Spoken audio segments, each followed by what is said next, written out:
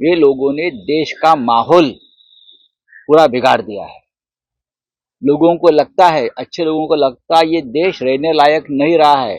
इतनी हमारा संस्कार, इतनी हमारी संस्कृति, इतना जो हमारा कल्चर, हाँ, एक दूसरे को साथ लेकर देश के विकास करने की बात हम करते थे।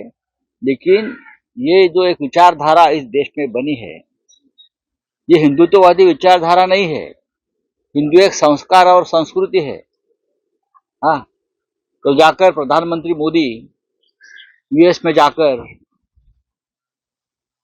पूरा समाज हमारा है, क्या वसुधैव कुटुंब बोल रहे थे ना, कुटुंब। तो कहाँ है देश में? देखिए आपके मंत्री यहाँ क्या बोल रहे हैं।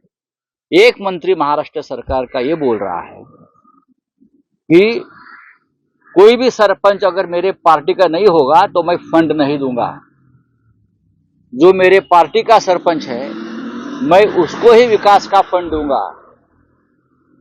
आपके बाप का पैसा है क्या?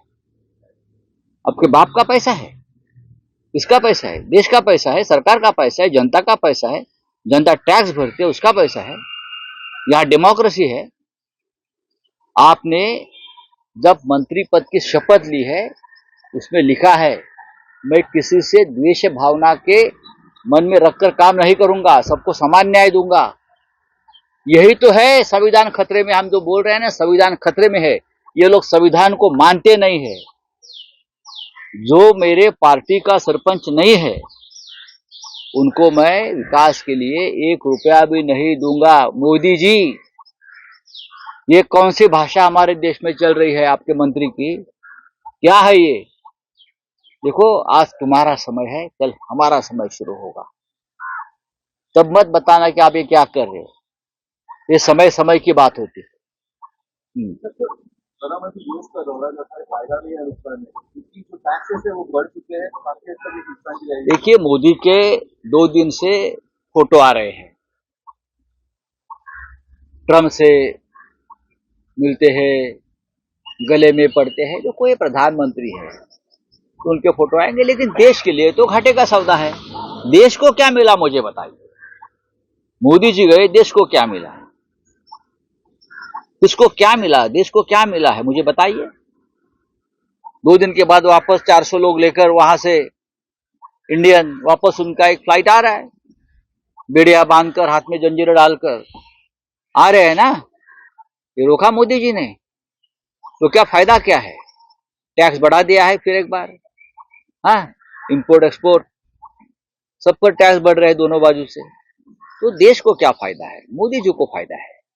मोदी मोदी नारे गूंजते हैं वहां, और क्या है? ट्रम्प भूल गया, मोदी चले गए, ट्रम्प भूल गया देश को, हिंदुस्तान को।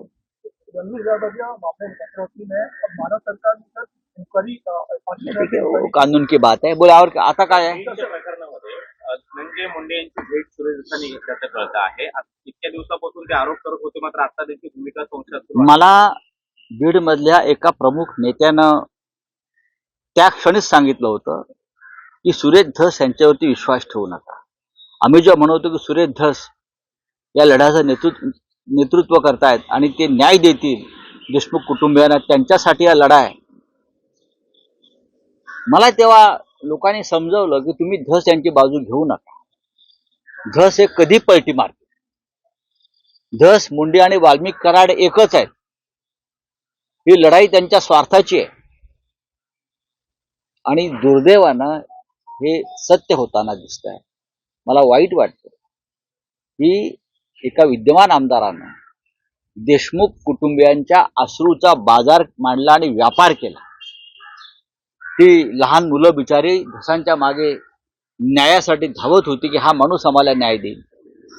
आणि जर धस यांनी हे कृत्य केलं असेल तर त्यांना देव क्षमा करणार नाही, त्यांना इतिहास क्षमा करणार नाही. असा खोटारडेपणा जर त्यांनी केला असेल आणि पाठीत खंजीर खुपसला असेल देशमुख कुटुंबियाच्या, तर बीडची जनता नाही, राज्याची जनता हे लक्षात ठेवेल की तुम्ही जे कृत्य केलेलं आहे ते पाप आहे आणि त्या पापाला क्षमा नाही. जर त्यांनी तसं केलं असेल तर तो विश्वासघातापेक्षाही पुढलं पाऊल आहे. धस यांच्याकडनं ही अपेक्षा तुम्ही न्यायाची ठेवू नका असं मला वारंवार बीडचे काही लोक सांगत होते. त्यांचं म्हणणं असं होतं की वाल्मिक कराड, सुरेश धस आणि धनंजय मुंडे हे एकच आहे. एका नाण्याला दोन बाजू असतात, ह्या तीन बाजू आहेत. पण मी विश्वास ठेवला नाही. तरी मला अपेक्षा आहे की धस यांच्याकडनं असं कोणतंही कृत्य होणार नाही. भाजपच्या एका बैठकीमध्ये रावसाहेब दानवे यांनी फोन केले की आपला पक्ष एवढा मोठा आहे की आपण संपूर्ण तरी विरोधक वाहून जातो. मग थुंका ना, तुम्ही थुंका.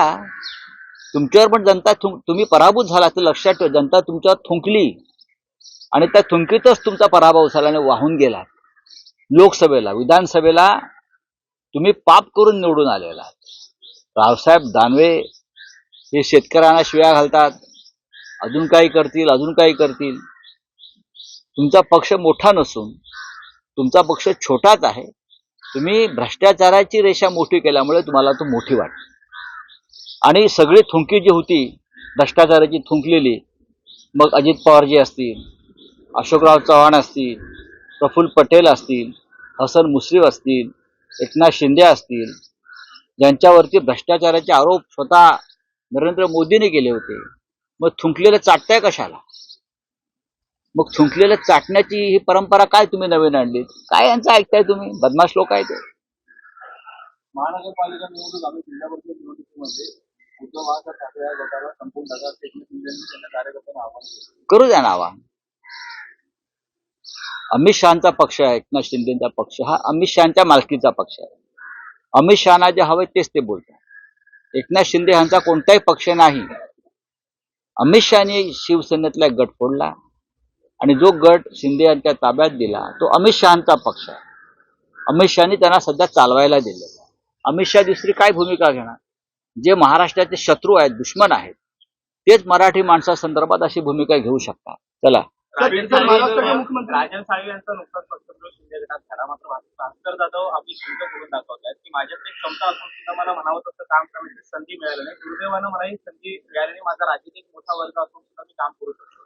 त्यांच्याशी आमची कालही चर्चा झाली. आज आम्ही एकत्र भेटतो आहोत, सगळेच शिवसेना नेते, आणि आम्ही काही कोणाची खंत असेल त्याच्यावर आम्ही चर्चा करू.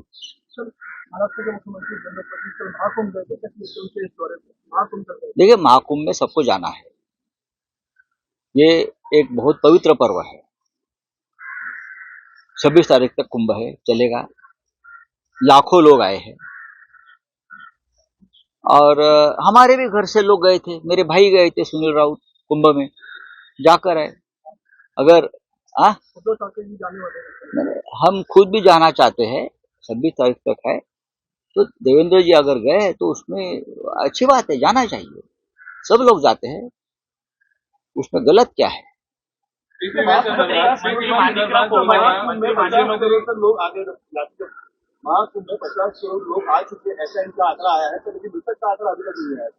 यही है कि हमने पूछा कि कितने लोग मारे गए, क्योंकि अभी भी 2000 से ज्यादा लोग लापता है.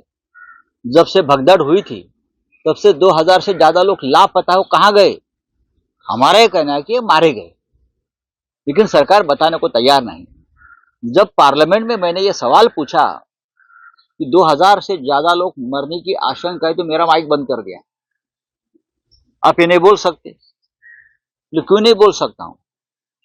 मेरे भाई, मेरे देश के लोग मारे गए, हिंदू लोग मारे गए हैं, और अगर हम सवाल पूछते हैं आपसे, सरकार से, तो आप हमारा माइक बंद कर दे, उसका मतलब कुछ हुआ है. 2000 से ज्यादा लोग वहां मारे गए हैं और सरकार आंकड़ा छुपा रही है. 50 करोड़ आने दो या 140 करोड़ आने दो, आने के लिए क्या है? अगर व्यवस्था है तो आ सकते हैं. विश्व भर से लोग आए हैं. मंत्री माणिकराव कोकाटे यांचं काल एक वादग्रस्त वक्तव्य आलं की भिकारी सुद्धा 1 रुपया घेत नाही, मात्र आम्ही शेतकऱ्यांना 1 रुपया पीक विमा योजना दिली. नाही, त्यांनी मतदारांना पण भिकारी समजून पैसे दिले ना. महाराष्ट्राच्या निवडणुकीमध्ये या सगळ्या लोकांनी मतदारांना भिकारी बनवलं, त्यांच्या घराघरात पैसे पाठवले आणि मतं विकत घेतली. थँक्यू. देश विदेशातील प्रत्येक घडामोडींचे लाईव्ह अपडेट मिळवण्यासाठी आता साम टीव्हीच्या सर्व सोशल मीडिया प्लॅटफॉर्मला लाईक, फॉलो आणि सबस्क्राईब करा. तसंच सर्व नोटिफिकेशनसाठी बेल आयकॉन प्रेस करायला विसरू नका.